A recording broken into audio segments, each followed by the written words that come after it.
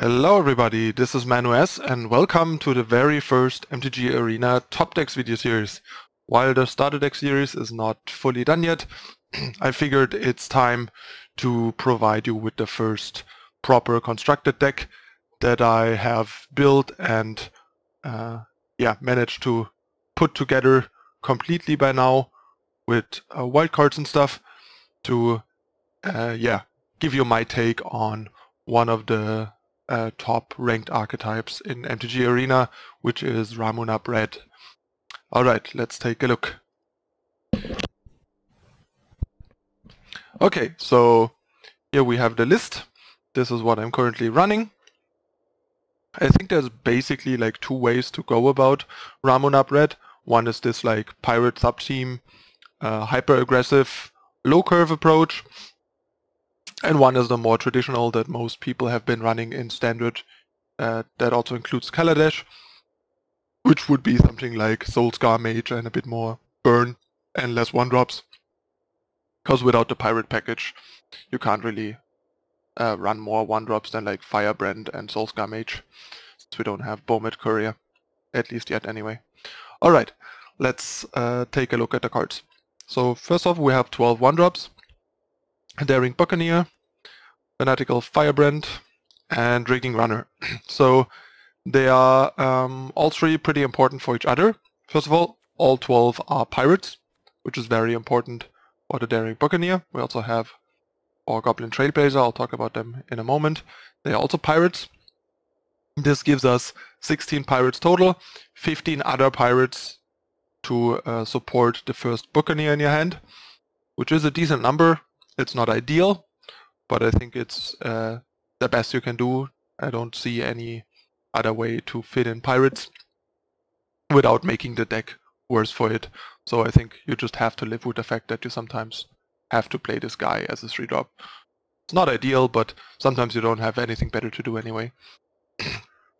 The other thing is, I think Rigging Runner is only playable if you play 12 one-drops, partially because Rigging Runner is a pretty bad one-drop on turn 1 itself.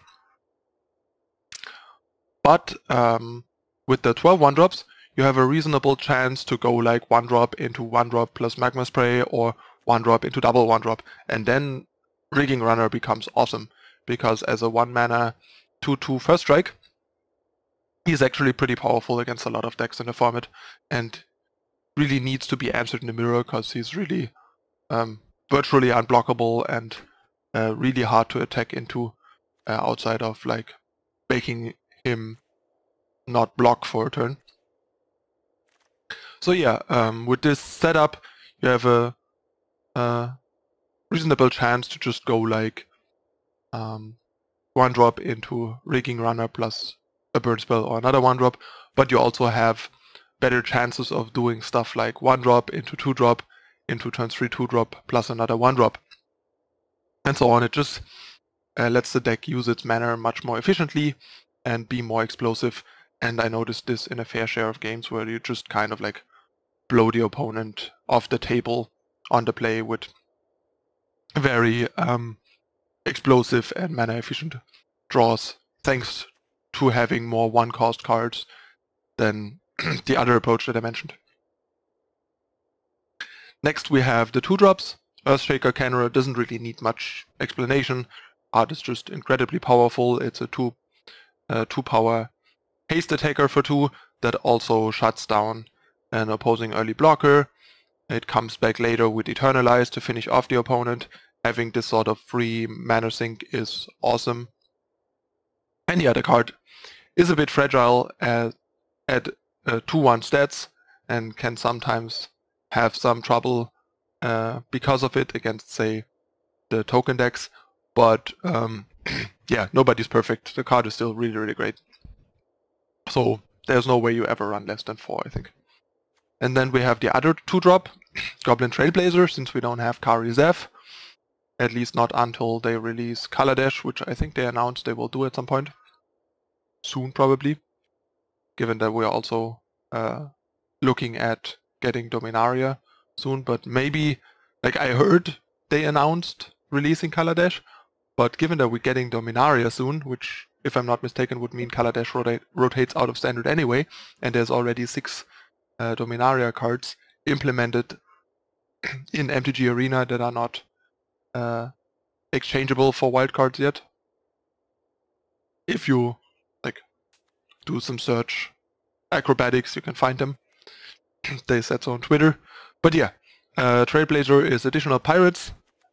It's one of the 2 options for the deck, I would say. The other option is the 2/1 first strike for 2. That lets you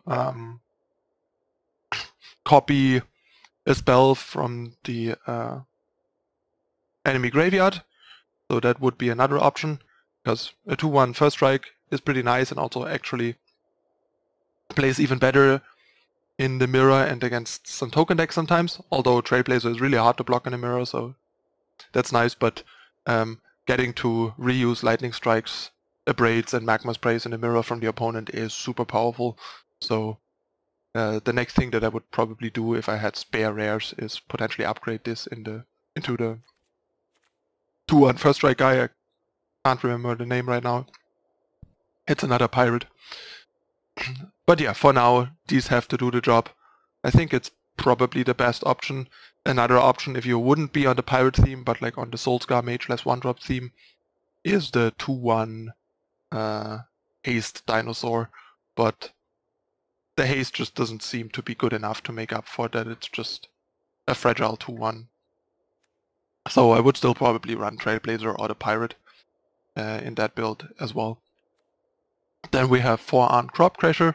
Even though we have access to the not banned Rampaging Ferocidon on MTG Arena, Ahn-Crop Crasher is usually just better because it hits harder and faster and impairs the opponent even further and makes it really, really hard for the opponent to muster any defense between Menace, Khenras, and burn spells and like first strike to ever realistically stabilize by blocking and having creatures in play. If you face a lot of token decks, I could see changing these for Ferocidons, but I think they are just, the Ahn-Crop Crashers are just too good against most decks compared to Ferocidon that it's not worth it putting Ferocidon in the main just for the occasional token deck that you run into. And last but not least, we have our 4-drop, one of the most powerful cards in the deck and in the format, Hazoret the Fervent. There's not really a debate whether or not you run 4. The card is just super powerful. You always want 4. First of all, if the opponent has an answer for the first, they usually don't have an answer for the second. And if they don't have an answer to the first, it doesn't really matter that you have the second, because it's not gonna like be stuck in your hand to keep your first Hazoret from attacking, because you can just use the discard ability to deal 2 with the second Hazoret to make your first Hazoret able to attack if you're holding too many cards. And a lot of the time the second Hazoret will just be your last hand card, so Hazoret can attack anyway. Then you have a backup Hazoret if the opponent answers the first one. And then yeah, we just have room for 2 more slots, which are just the 2 most efficient burn spells. Magma Spray is not quite shock, but it sometimes is even better in this format because there's cards like Earthshaker Khenra, Scarab God, and stuff like that, and a couple other Eternalize and Embalm cards that is worth exiling. So more often than not, Magma Spray is actually better than shock in a lot of the matchups and how they play out in this format.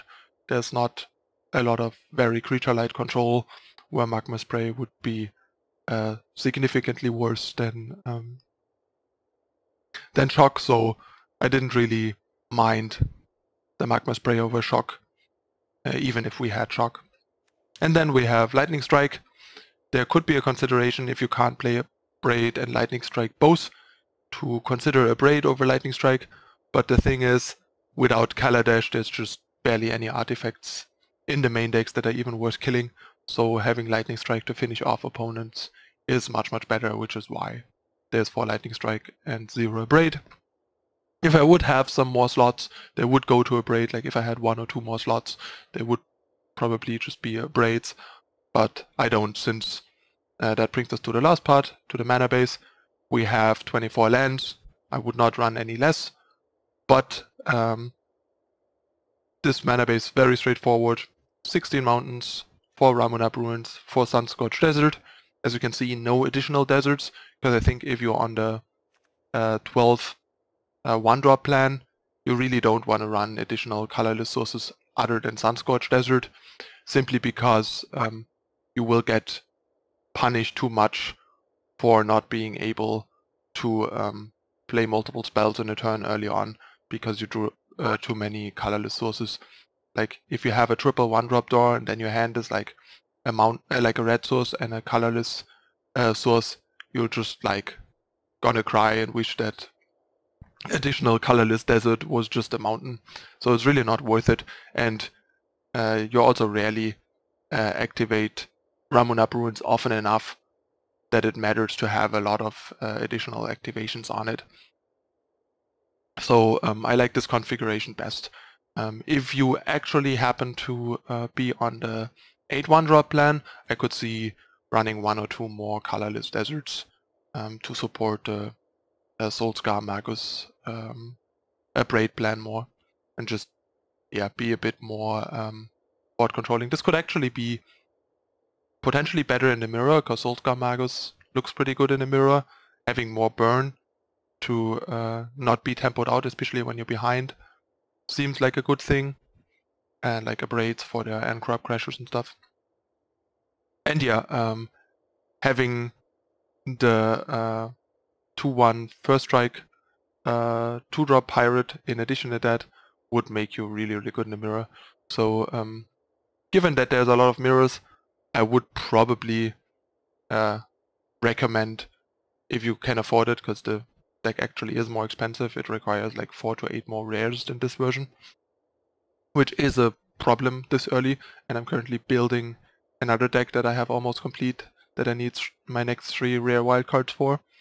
But after that I might consider upgrading this, because I think with the amount of mirrors and stuff that we are seeing and the tokens, that running Soulscar Magus and a Braid over the Buccaneer and the Rigging Runner is probably reasonable. Maybe like 2 or 3 a Braid and maybe 1 or 2 Rekindling Phoenix as additional 4-drops or something like that, or even just a Phoenix, 3 of the 2/1 first strike pirates and like 2 harsh mentors. Then you had like 2 a Braid, 9 2-drops and 5 4-drops, something like that, and like 10 burn spells. Basically anything between 2 and 4 braids, 1 to 2 additional 4-drops, and like up to 1 additional 2-drop or something to make up for the lack of 1-drops. That looks like it could be better in the mirror and against the token decks than this just very generic maximum speed, maximum efficiency version.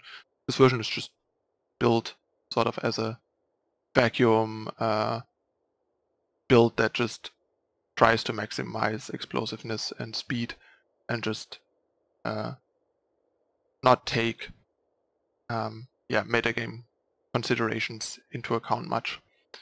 But that's also the cheapest build that at the same time is really good and competitive. So that's what I have right now, but there you have the information what is probably the best approach for Mono Red in the current metagame, if you can afford it with all the extra rares, because we're talking like replacing a bunch of commons and uncommons with 1 to 2 mythics, a few uncommons, and 4 to 9 rares. So that is nothing to sneeze at, especially for a deck like Mono Red Aggro. The deck's surprisingly expensive. Anyway, that's the list. I would not run any less than 24 lands. I would not recommend running additional top end like Glorybringer. 5 is just a lot, and the card has been relegated to the sideboard in standard, or like basically the existence of the deck for a reason. And other things that you see are like Captain Lannery, which is okay, like It's nice, it's additional pirate for Buccaneer, but Ahn-Crop Crasher is just so much better, even if it's not a pirate, and even if I would run more 3-drops, it would just be Ferocidons for the token matchups, for example. So there's just really no room for something like Captain Lannery. But I would assume a lot of people that run her just run her as like a budget option, because you get one for free from the deck, then maybe they opened another, so they probably just put her in the deck because they have her. If that's not the case, make sure you cut her and replace her with better uncommons. Alright, yeah, that's the deck list. I've been liking the deck a fair share, been doing pretty well with it. Just recently got my 4th Hazoret, so that should up my win percentage a nice amount before I had to run like 3 Hazoret and 1 Rekindling Phoenix that I randomly got from a game win as sort of a proxy for the 4th Hazoret. And then I wildcarded the 4th Hazoret and immediately opened the 5th Hazoret in the vault, being punished for it. That was really sad. Alright, that's it for the deck list. As usual, as you may or may not be used for my Eternal series, I'll take it to ranked, and unlike with the starter decks, I'll take it into 6 games to give you a more in-depth experience and look at how the deck performs, how to pilot the deck, and what you're facing out there on ladder. Currently, I dropped out of gold into lower silver when trying to do some quests with bad decks. So let's see how high we can climb again with this. Hope you guys looking forward to it. So see you in a moment for game 1. Stay tuned.